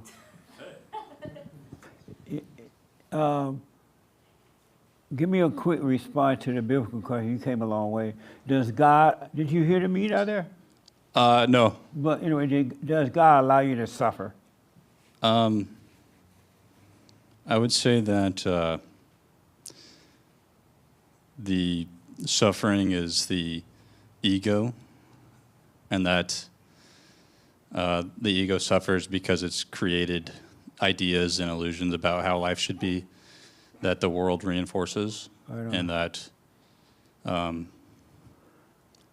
that's the suffering that everybody goes through, is the illusion. Right on. Yeah. Yeah. And if somebody else would tell you, oh, yes, God does allow you to, let them think that. Don't argue with them about it. Don't try to prove that it doesn't. You can say, no, it's not true, but don't argue about it, because that's what they want to believe. All right? They want to believe that God allows, so let them believe that. God is not going to stop them from believing that if that's what they want to think.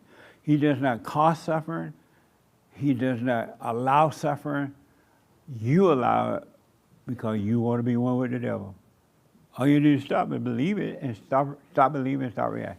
Any question about that? No. Amazing, huh? Amazing. Did this help you, Colin?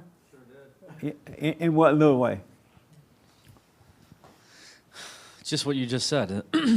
Just sitting and not reacting to anything is the key to freedom. Don't react. Stop reacting.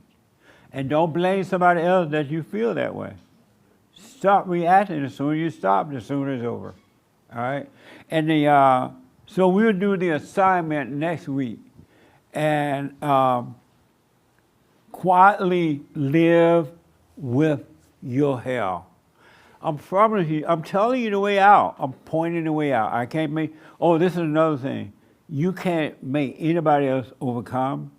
You can't cause them to overcome. You can't want them to overcome. You can't pray that they overcome. You can't do anything about it. Stop trying. Don't be mad at them for not overcoming. Leave them in the hell. Watch them going through the hell. You see it, but do nothing about it. Literally, your own adult children or anyone, your wife, your husband, leave them in their hell. Don't be mad. Don't try to force it. Because when you're trying to force somebody to come out of their hell or want them to believe what you believe, you're doing it for you anyway. You're doing it because you want to feel like a good Christian, or you want to feel like a good husband, good wife. You want to act like you know something. You're not even doing it for them. It's like when you're crying, you're lying. So the next time and this for men and women, the next time you cry, while you're crying, I want you to stop for a minute, even while you're sniffing it up. I want you to stop and ask yourself, why am I crying? Ask yourself, why am I crying? You're going to be shocked. And it'd be nice to shock yourself into the truth. You're going to be shocked. There's never a reason to cry. Never. And, well, my daddy died, my mom died, I should cry. Why? Why'd you be crying because daddy and mama died? You ain't crying for them, they gone. It's all for you, for your ego.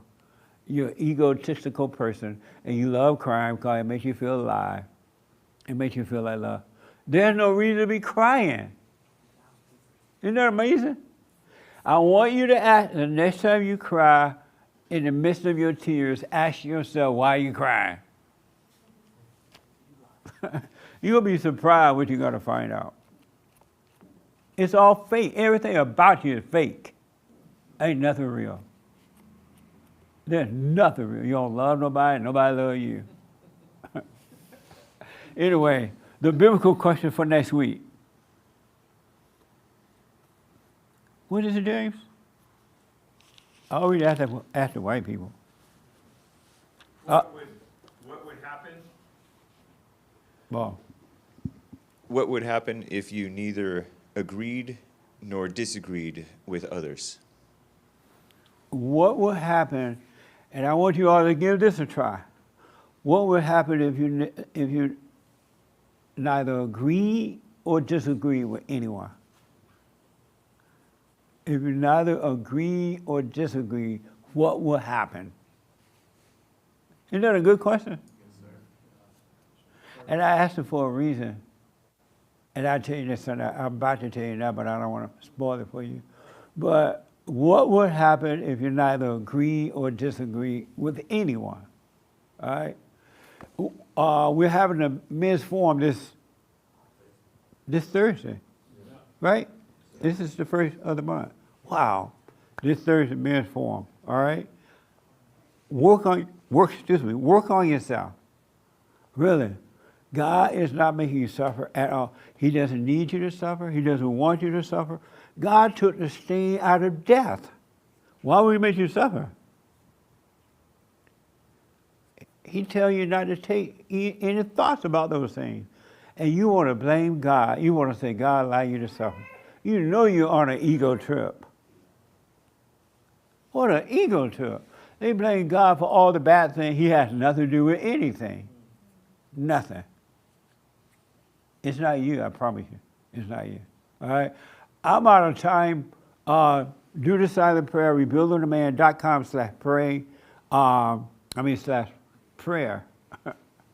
And don't forget to support us, your donation offering. We got a lot of work to do. Anything else, James? Nick? Nothing.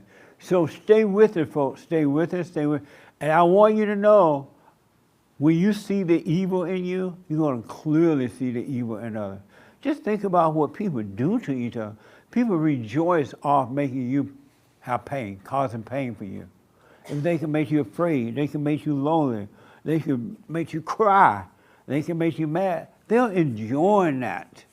If they can gossip about you, they get a thrill. That's evil. God didn't make us, he said for us to love one another. He tried to create love through us, and all the world is getting in hell through each other.